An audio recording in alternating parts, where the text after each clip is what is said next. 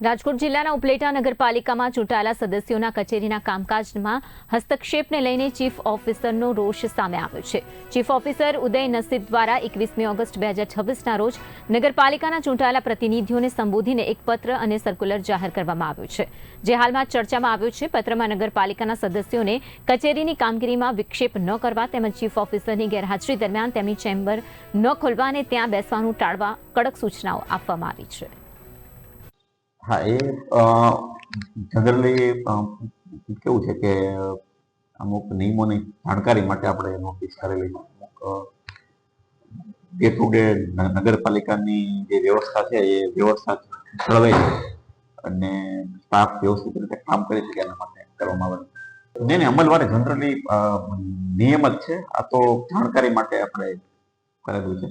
એ કોઈ નોટિસ કેવું નથી, પણ અમે જનરલી જે પત્ર કરેલો છે ખાલી ફક્ત જાણકારી માટે છે કે ભાઈ નિયમ આ છે અને આવી રીતના કામગીરી કરવાની હોય છે. એ બંને માટે છે, અમારા માટે, જે અમારા નગરપાલિકાના સ્ટાફ માટે અને તમામ જે ચૂંટાયેલા જે સભ્યો છે